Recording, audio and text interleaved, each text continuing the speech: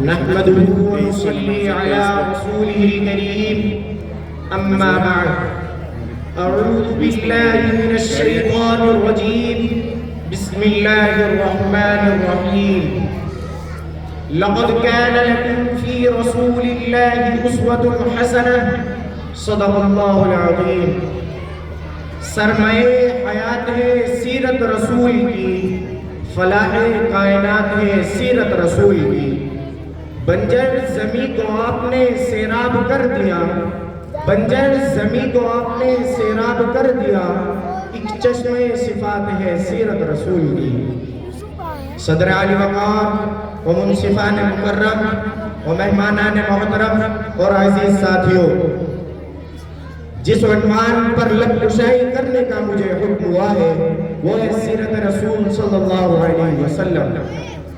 جناب صدر، یہ وہ عنوان ہے کہ جس کو بیان کرنے کے لیے سارے درختوں کو قلم بنا دیا جائے اور سمندر کے پانی کو روشنائی بنا دیا جائے تو درخت ختم ہو سکتے ہیں، سمندر کا پانی خشک ہو سکتا ہے، لیکن رسول کی سیرت کا ایک باب بھی پورا نہیں ہو سکتا۔ کسی شاعر نے کیا خوب کہا ہے، زندگیاں بیت گئی اور قلم ٹوٹ گئے، تیرے اوصاف کا ایک باب بھی پورا نہ ہوا۔ حضرات سامعین، ہر انسان کا تعارف اور پہچان دنیا میں آنے کے بعد ہوتی ہے، لیکن پیارے رسول صلی اللہ علیہ وسلم کا تعارف دنیا میں آنے سے پہلے ہو چکا تھا۔ جب حضرت آدم علیہ السلام کو رب کریم نے وجود عطا بخشا اور ان میں روح کو داخل فرمایا، حضرت آدم علیہ السلام سے ایک بھول ہوئی، اللہ تعالیٰ نے جنت سے زمین پر بھیج دیا۔ حضرت آدم علیہ السلام نے دعائیں مانگی، کچھ دعاؤں کا ذکر قرآن میں ہے، کچھ دعاؤں کا ذکر حضور پاک کے فرمان میں ہے۔ قرآن میں ہے ربنا ظلمنا انفسنا وان لم تغفر لنا وترحمنا لنكونن من الخاسرین۔ رب کریم کی طرف سے کوئی جواب نہ آیا، دعائیں چلتی رہی۔ ایک دعا حدیث پاک میں ہے، وہ دعا مانگی فوراً جواب آیا۔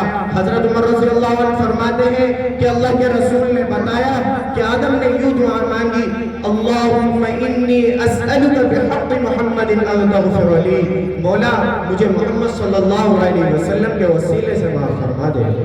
میرے عزیزوں، باقی باتیں اپنی جگہ، لیکن ایک جملہ سامنے ہے۔ جب رب کریم کے سامنے حضرت آدم نے یہ لفظ فرمائے تو اللہ نے پوچھا، یا آدم کیف عرفت محمدا ولم اخلق، یا آدم علیہ السلام محمد صلی اللہ علیہ وسلم کے بارے میں کیسے جانتے ہو؟ ابھی تو میں نے پیدا کر کے دنیا میں بھی نہیں بھیجا۔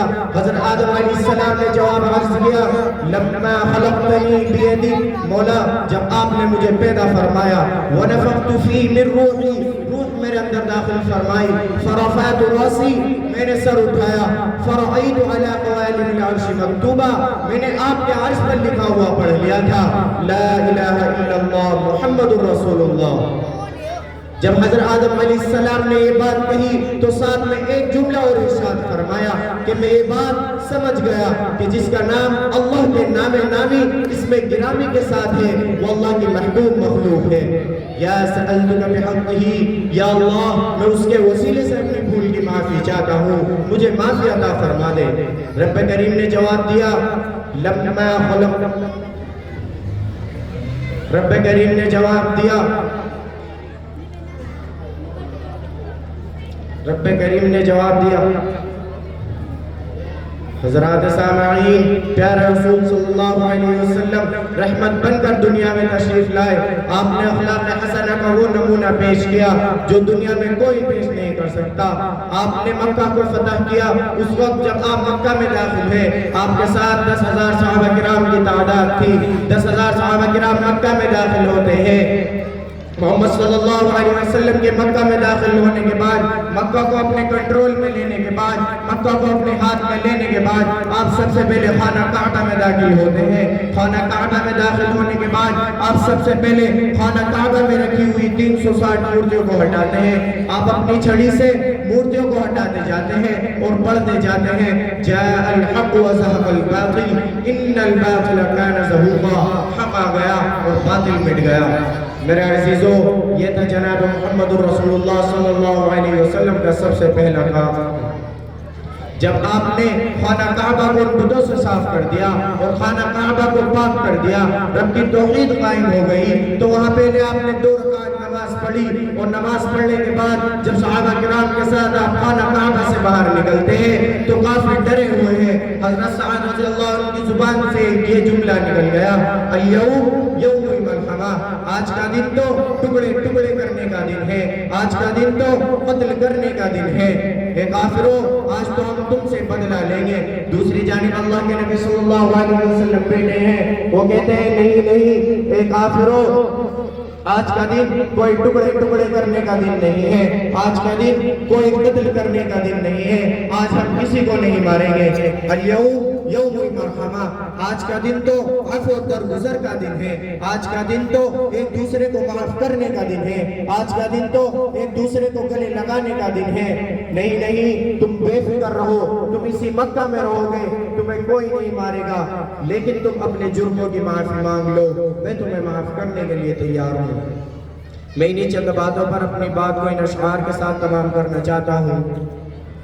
اے ختم رسول مکی مدنی، کونین میں تم سا کوئی نہیں، اے نور مجسم تیرے سوا محبوب خدا کا کوئی نہیں، اوصاف تو سب نے پائے ہیں پر حسن سراپا کوئی نہیں، آدم سے جناب عیسیٰ تک سرکار کے جیسا کوئی نہیں۔